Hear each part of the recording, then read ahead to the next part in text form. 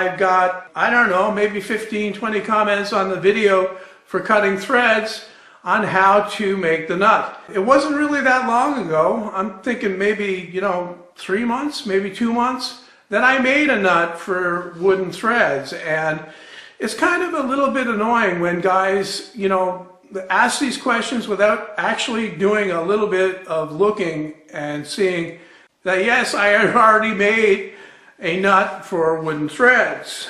But with that said, I want to go over a couple of different ways to do that in this video. I've got a really simple, easy way to make them that I guess some people will call it cheating, but the end result is what's important. My first attempt to make a nut in a way differently from the way I showed in the previous video was to make it by taking individual pieces, soaking them in water, and then bending them to conform to the threading on the threaded rod so that it threads on. I'm saying threads a bit too much, so anyway, you can see how that works. That was a little bit tricky, and it's not really the best way of doing it, I don't think.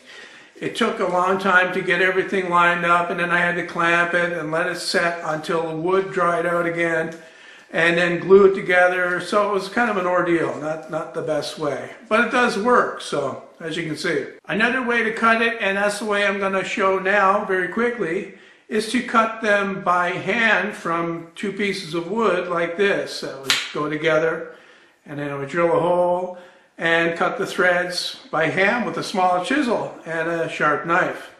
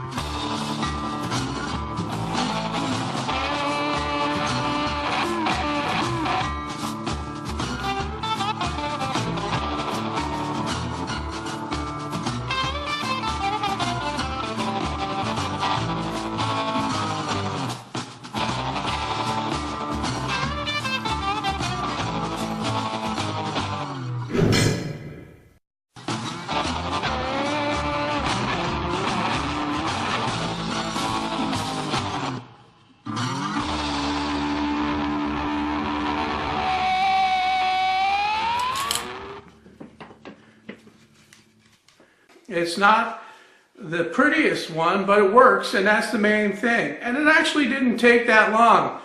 I mean, despite the fact that I screwed up in the beginning there and made a nut complete that was actually threaded the wrong way. But then that could be used for a right-hand thread. This is actually a left-hand thread, but it works well. I start with 2 blocks of wood that I'm going to drill 1-inch hole into about halfway. Now I've changed a bit to 3/4, I'm going to drill the rest of the way through. And what that does is it has a step down inside there so that it'll fit tightly around the threads and hold it in place while I put the filler in the other part here, and that'll make up the threads. So the first thing I got to do is make sure that the filler doesn't stick to this rod afterwards. So I'm going to take a little bit of mineral oil and pour it on the threads and work that into the wood a little bit. Okay, so I got my threads lubricated. I'm going to take some filler and mix up. I don't need a lot. I think, well, half of that will probably do. I get my hardener here. Squeeze out a little bit and mix that up. Now once you have this mix, you have to work quickly because it sets up fairly quickly. So I'm just going to take it, and I'm not going to put any in here, although it really doesn't matter if I do, and get it into this and make sure that it's fully in there. Overfill it. Do the same on the other side. Now I haven't tried this. I know it's going to work, but I haven't actually tried to do it yet. So I'll take the threads, make sure I've got the part that's been oiled, and push that in. Then I can take the other side, put that on, and now I'm going to clamp that up. Now all I'm going to do is let that harden, and then it will be ready. Okay, it looks like the filler is hardened up enough that I can take it out of the clamps, and I can try to unscrew it. It's a little hard to turn, but it is turning, so it's a little tight. Oh, I got a problem here. I think I might have been a little hasty, jumped the gun. I should have left it to cure a little bit longer maybe, but it's just one little piece of thread. Let's see how extensive the damage is. Looking inside, it looks pretty good. Actually, there aren't any threads missing. So that must have been behind, it was back here where the block is narrower. So I'm just going to take it apart, and you can see that the thread is perfectly formed. I'm just going to take this now, sand these sides flush. I'm not going to do much sanding because it'll affect the fit, and then I'm going to re-glue these together. And I'm just going to thread this in, see how it looks. You can see how nice and well formed the thread is, and it really didn't take much effort at all to do this. So I'm just going to leave that in there. I'm going to put the mating side on also, and I'm going to get some glue on here to glue the nut together.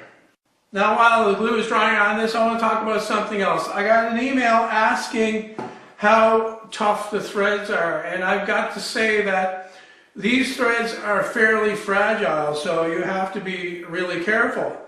I gave it some thought, and I came up with a way to easily, well, relatively easily, reinforce these threads to make them very tough. And that is to cut these, they look like lock washers actually. What they are pieces of wood that I cut from a cylinder. And I cut them to the same thickness so that they'll fit inside the thread. And what you could do, although it is a little bit labor intensive, is to take each one of these, split them with a knife, just split them, and then carefully bend it a little bit so it actually threads on. As you can see, the ring is just split and fit on there, and then you carefully thread it on. What you'd want to do is actually glue this in place by putting some glue in the threads and turning this on. Then you could take another one and do exactly the same thing right behind it. Carefully bend it in place and thread it on. Once these are glued in, they'll really make for a very strong thread. That's it for this one. I hope you enjoyed it, and I hope you found it informative. There are, as I've shown, a couple of different ways to make nuts, but I do believe that the best way is the way with the body filler. It's the quickest. It will be a custom nut to fit on your custom threaded rod. Also, the way to reinforce the threading, although it may take some time to do, I think in the long run it would be really worth it, because you wind up with a superior threading that will last a long time and won't be as fragile as the regular threading will be.